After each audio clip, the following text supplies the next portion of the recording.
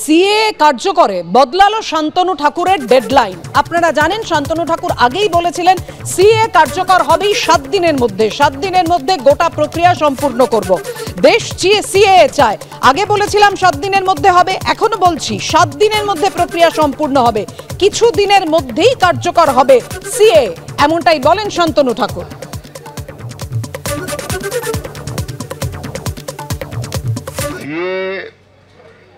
দেশের একটা আইন,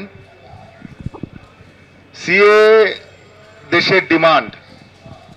সেখানে কোনো পলিটিক্যাল পার্টি যদি বলে থাকে আমরা দেব না বা আমরা মানি না, সেটা তাদের ইন্ডিভিজুয়াল ম্যাটার।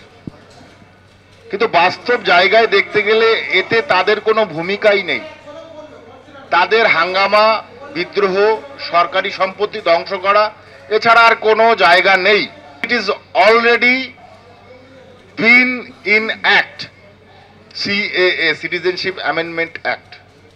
সিএ হবেই, কয়েকদিনের মধ্যেই সিএ লাগু হয়ে যাবে, এটা আমি বলেছি।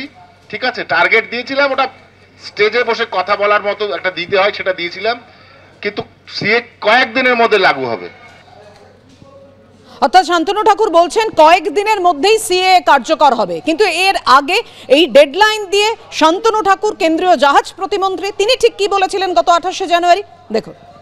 ভারতবর্ষে সিএ লাগু হবে এই গ্যারান্টি আমরা আজকে মঞ্চ থেকে দিয়ে গেলাম। আগামী 1 সপ্তাহের মধ্যে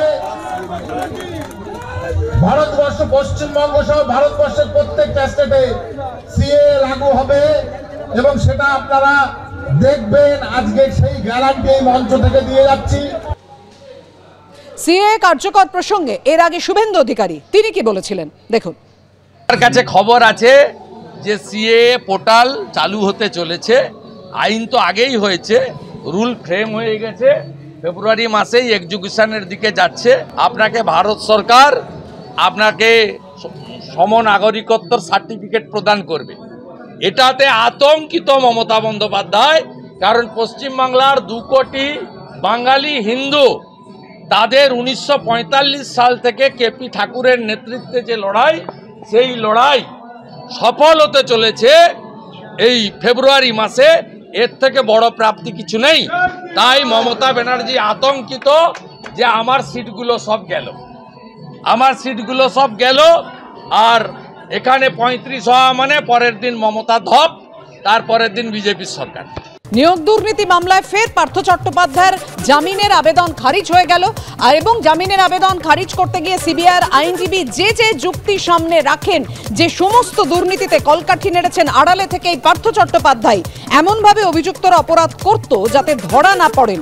তদন্তে দেখা যাচ্ছে গোটা নিয়োগ দুর্নীতির ছবিতেই রয়েছেন পার্থ চট্টোপাধ্যায়। এই নিয়োগ দুর্নীতিতে শিক্ষা দপ্তরের একাধিক মন্ত্রী, আধিকারিক, দপ্তরের যারা এখনো জেলে রয়েছেন এবং এই দুর্নীতির সঙ্গে অভিযুক্ত, আপনারা দেখতে পাচ্ছেন সেই ছবি রেখেছি আপনাদের সামনে। এবং বারবার সিবিআই এর আইনজীবীরা, কেন্দ্রীয় এজেন্সির আইনজীবীরা বারবার দাবি করেছেন, বারবার বলছেন কবে মাথা অবধি পৌঁছানো সম্ভব হবে।